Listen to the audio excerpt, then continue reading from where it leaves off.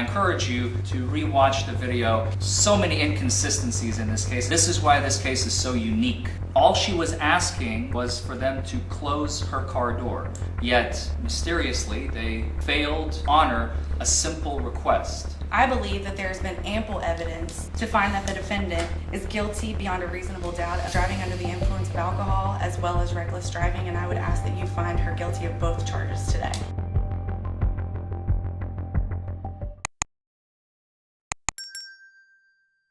Are you ready, Mr. Forman? Yes, Your Honor. All right, Thank you. please proceed, sir. Good evening. I want to start by saying that I have personally handled hundreds of DUI cases in my career and have analyzed and looked at thousands more on top of that. And never in my career have I seen such a unique and anomalous set of circumstances in combination, let alone individually, that occur in this case, that have occurred in this case. It is one of the most unique cases I think I've ever taken on. And why is it unique? There are at least 4 factors that I could point to at the outset as we've heard come out of that witness stand and as we have watched in the video.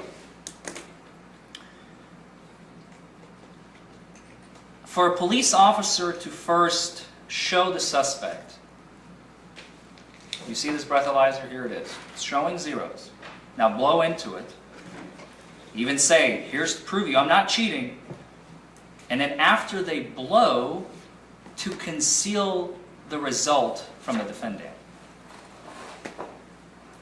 Which in this case, the officer, I believe, testified was a 165. And I encourage you to re-watch the video. I don't believe that's what the video says. We have so many inconsistencies in this case, and this is why this case is so unique. Now, that's not to say I've never had an officer decline to show the result to a suspect. That happens countless times because they never ask. They don't think to ask, or they don't know that they can ask. They don't know that they can see it. They don't know that they can't see it. But never had I had a situation where it is presented and then the result is taken away, not given, hidden, concealed.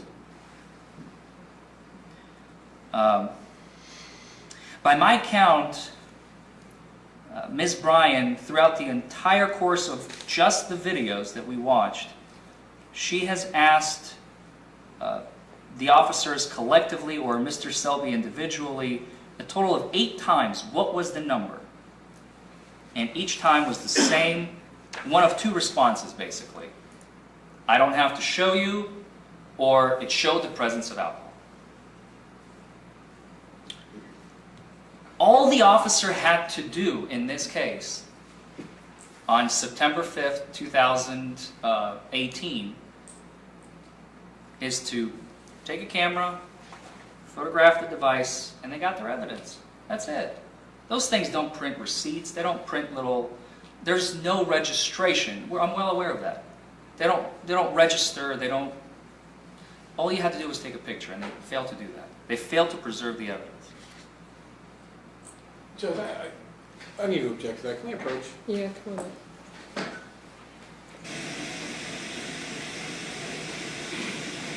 Judge, counsel knows by thousands of cases that he's reviewed and hundreds of trials that he's had that PVP evidence is not evidence. He doesn't do it. And now to present to the jury some kind of failing on my officer saying... That's the only reason I'm arguing. I'm going to tell you that. Thank you, Judge. Ladies and gentlemen, I do have to let you know that we've had some confusion about this PBT, and I don't want to stop Mr. Forman from his argument. Certainly he's allowed to make whatever argument he likes to make. But I want to make something clear. Under the statute, unless waived by everybody, that PBT does not come in as evidence. It's not meant to be evidence for you to consider in her guilt or not. That's not what it's for, right? If that's the way the statute reads. However, if the parties agree for it to come in for your consideration, you can give it consideration because that's what they've agreed to. So it is a little bit misleading to say the officer could have taken a picture. There was no way that officer could have ever have known that this was going to come into evidence, ever. It's an anomaly. I mean, it can happen, but it's really, really rare. 22 years, first time I've ever had it happen. So it's very rare. So I wanted to make sure that we've had a little bit of confusion. I wanted to make sure I cleared it up before Mr. Forman proceeded. I apologize for the interruption. No worries, Judge. Thank you. Go ahead. So that was the first. I said that there are at least 4 unique factors in this case. That is the first one, that he asked, he showed her, the officer, excuse me, I lost my train of brain. Officer Selby has presented the breathalyzer showing all zeros to Ms. Bryan. She saw them. She testified to that. She blew. She asked what the result was, and he did not tell her on at least 8 occasions. That's unique fact number 1. Number 2,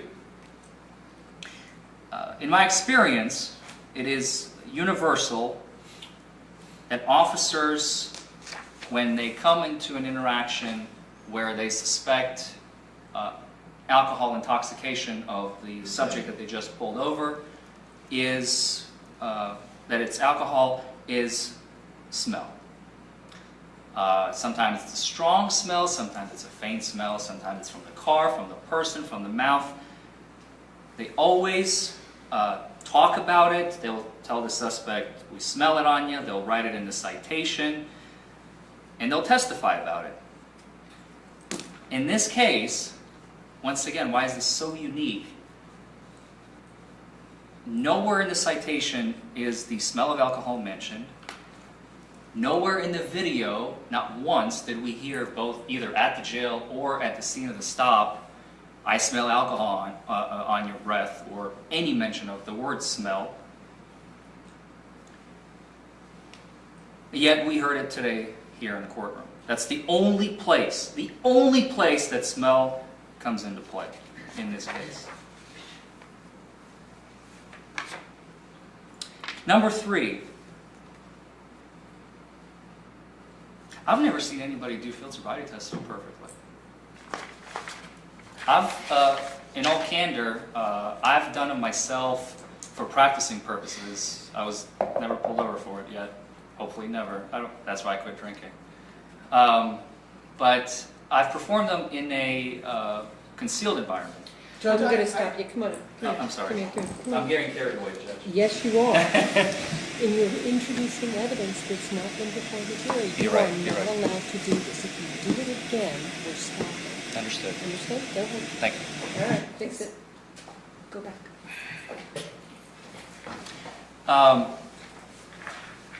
I urge you, the video is going to go back with you. Watch it again. Watch it as many times as it takes to see how Miss Bryan is walking, how she is talking, how she's standing, how she's responding to the officer, how she performs every single one of those 4 field sobriety tests. Keep in mind, as she testified, this is a very stressful situation. You're surrounded by police officers. You haven't slept, as she has testified, almost a 24-hour period. She's been awake. She's exhausted. She's tired. She's sick. She started her monthly. It's a very mentally difficult position for her to be in, as she has said. And despite all those factors, I'm still, as we saw, surprised as to her level of coordination, her balance, her ability to maintain posture. That's factor number 3. And finally, factor number 4, we all started with, and you recall at the very, very beginning of today, around 11:45, Judge Thomas instructed you on what reasonable doubt, what is the threshold, what is the threshold in a criminal case which is beyond a reasonable doubt? And I believe the evidence has shown that not only do we have countless factors of reasonable doubt, I think we have almost borderline concrete proof of Ms. Bryant's sobriety. Again, something that almost never happens in DUI cases. She said her alphabets perfectly.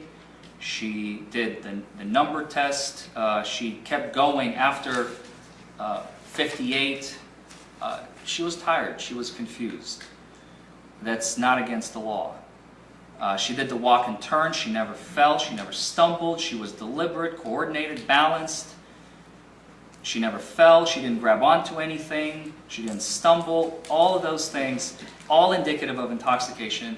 And how many of those do we have in this case? 0.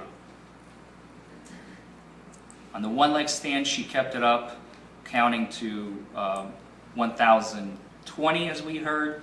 And the officer testified, by his count, it was 30 seconds. She never swayed, she never fell, she never lost her balance.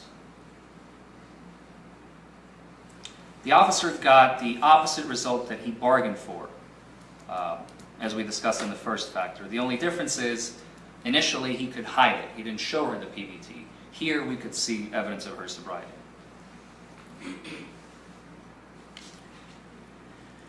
It is not against the law to drive while nauseous. It is not against the law to be driving while sick, which is exactly what happened in this case. There's no basis for this charge, no justification or facts to support it.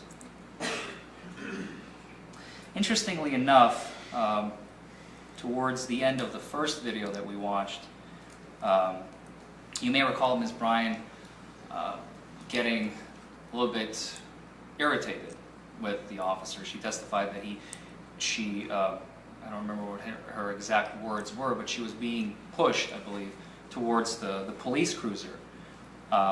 All she was asking was for them to close her car door.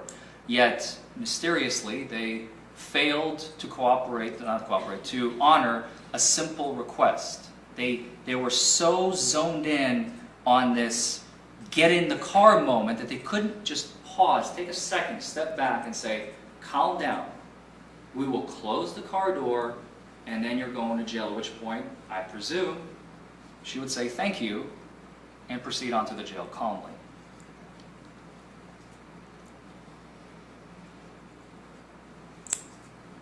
Her cell phone remained in the vehicle. Her only communication with the entire world was in her Jeep. The officer looked through a phone book for her lawyer when all he had to do was take the phone with her to the jail. Simple request. And yet he failed to accommodate. So, as we discuss in our criminal system, the Commonwealth needs proof beyond reasonable doubt.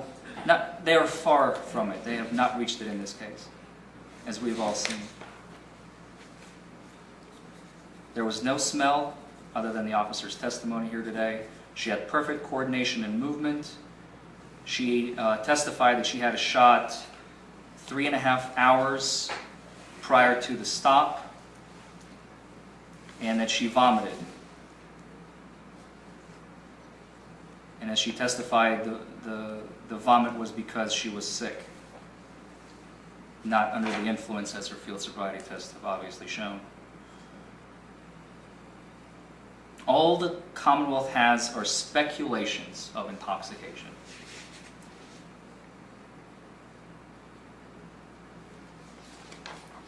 And I am certain that when you go back to deliberate, there's only one verdict that you can reach, and that is a verdict of not guilty for Ms. Carly Gabriella Bryant. Thank you, sir. Your closings. Ma'am, sir. Your Honor, Mr. Forman, ladies and gentlemen of the jury. First, I'd like to thank you. I truly appreciate the time that you've spent with us today and your attention that you've shown to this matter. And please forgive me if I refer to my notes a bit and jump around. I'm going to try really hard.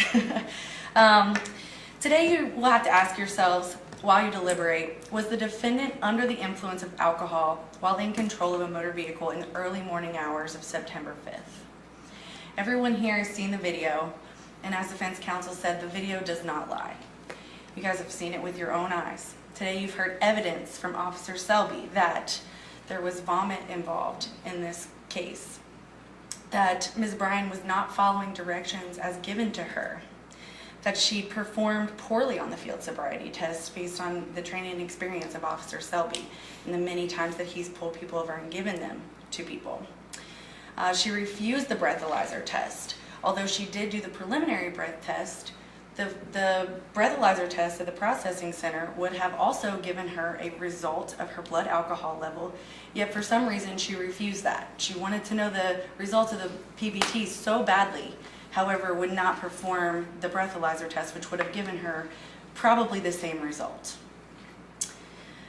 The officer did testify that there was an odor of alcohol, which is why he took her out of the car and performed those field sobriety tests.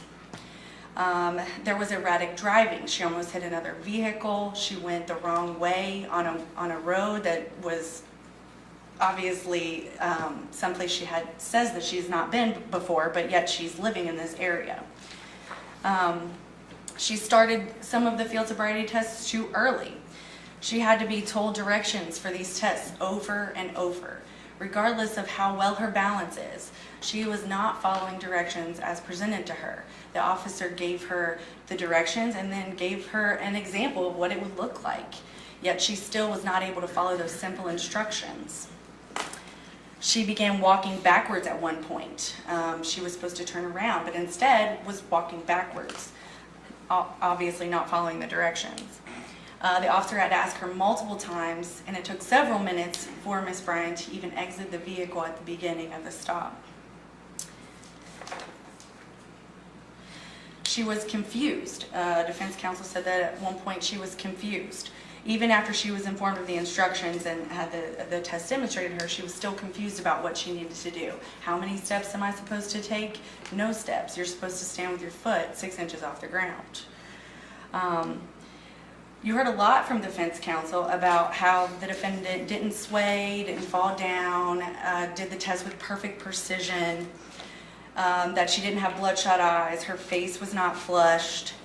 However, keep in mind that you don't have to have all the clues of impairment to be impaired. You only have to have several of the clues, and the officer testified that she had multiple clues of impairment. You don't have to be falling down or stumbling or leaning against your vehicle. You don't have to have bloodshot eyes and a flushed face to be impaired. But the officer testified that she had other clues, not following the instructions, not getting out of the car, being combative and belligerent at the end of the stop. Those were all clues to the officer that she was most likely under the influence of alcohol. Again, the reckless driving as well. You can hear the officer tell her multiple times on the video to pay attention because he's telling her over and over what she needs to do, and for some reason she can't comprehend that.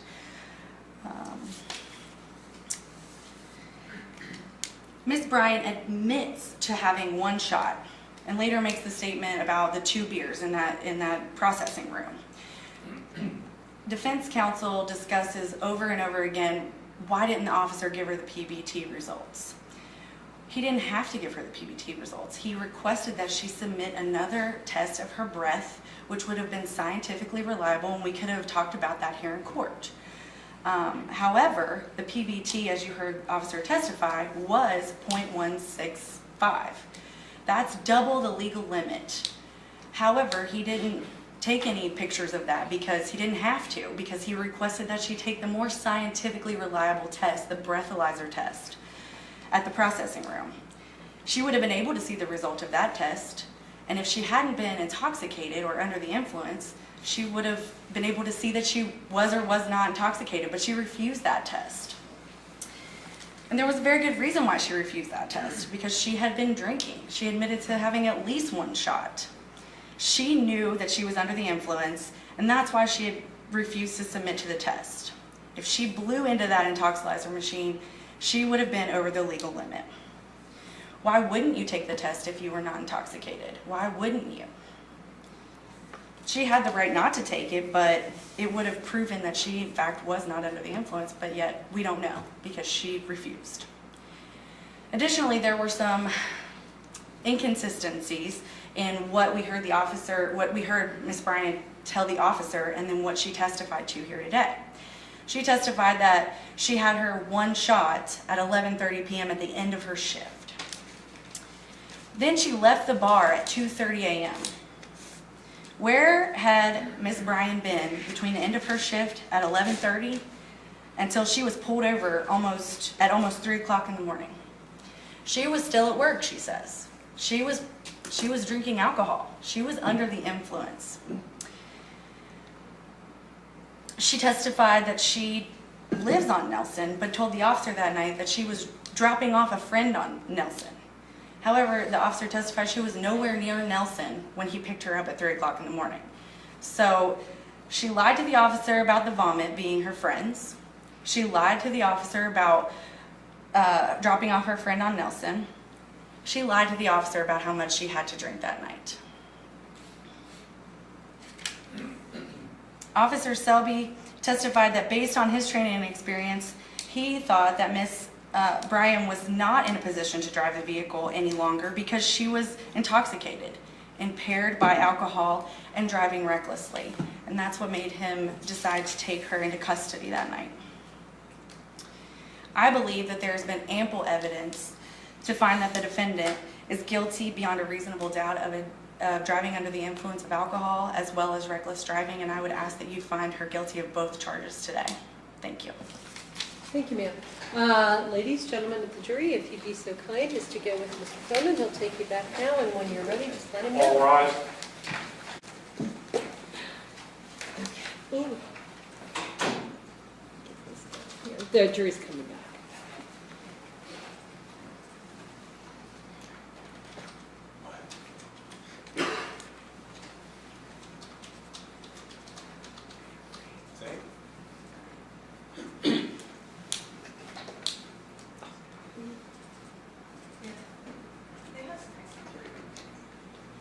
They're finishing up the snacks and their water. Honest work was over 10 hours. We didn't get out of here until 9:30 at night. It was later than that. Sure. And you were sick that day. I was sick. You were real sick. It was later than that. It was closer to 11. Yeah. I was having fits.